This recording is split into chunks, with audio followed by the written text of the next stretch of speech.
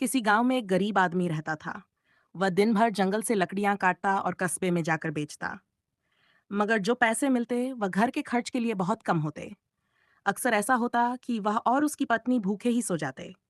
एक दिन वह थका हारा घर आया और पत्नी से कहने लगा, हम कब तक यूं ही गुजारा करेंगे। मेरा ख्याल है कि मैं किसी दूसरे गांव जाकर मजदूरी करूं ताकि हमारे हालात बेहतर हो सकें।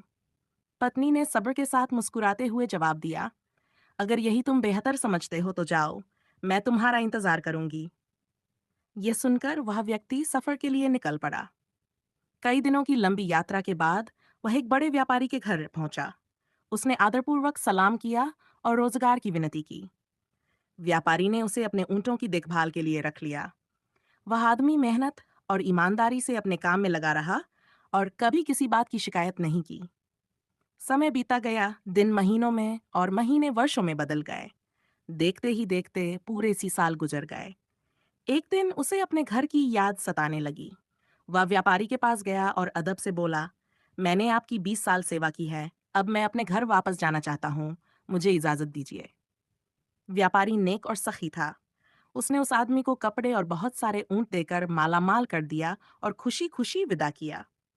वह आदमी घर की ओर रवाना हुआ। सफर बहुत लंबा था। चलते चलते शाम हो गई और वह थक चुका था। तभी उसे दूर एक झोपड़ी दिखाई दी जहां एक दरवेश रहता था। उसने वहीं रात गुजारने का इरादा किया। जब रात हुई तो उसने दरवेश से कहा, मेरा सफर बहुत लंबा है, मुझे कोई नसीहत दीजिए। दरवेश ने कहा, मैं तुम्हें नसीहत तो दूंगा, लेकिन उसकी कीमत लूंगा। हर नसीहत के बदले एक ऊंट।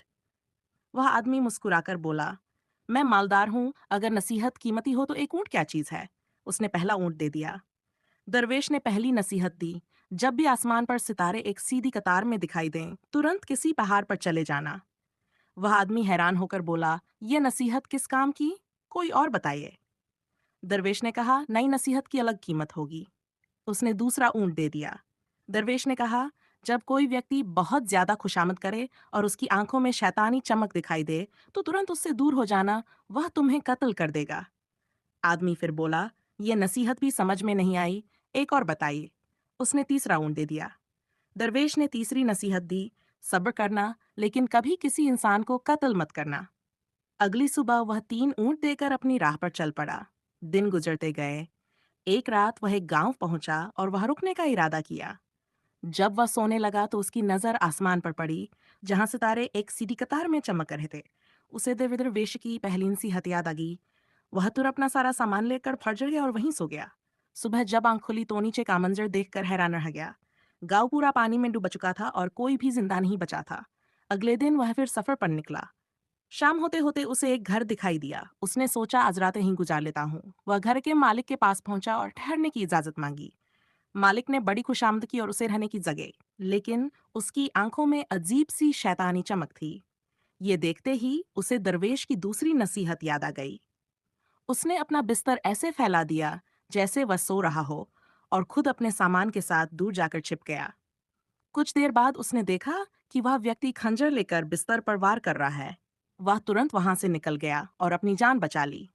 आखिरकार कई दिनों के सफर के बाद वह अपने गांव के पास पहुंचा। अचानक उसकी नजर अपने घर पर पड़ी, जहां उसकी पत्नी एक अजनबी नौजवान के साथ चारपाई पर सो रही थी। उसका खून खौल उठा और दिल में आया कि उस नौजवान को कत्ल कर दे। जैसे ही कदम आगे बढ़ाया, उसे दरवेश की तीसरी नसीहत याद आ गई, सब्र करना, लेकिन किसी का कत्ल मत करना। वह रुक गया और गांव में जाकर अपने बारे में पूछने लगा। लोगों ने बताया कि बरसों पहले तुम रोजी कमाने गए थे। तुम्हारी पत्नी को एक बेटा हुआ था, जो अब जवान हो चुका है। ये सुनकर उसके कदम लड़खड़ा गए। जिस नौजवान को वह मारने वाला था, वह दरअसल उसका अपना बेटा था।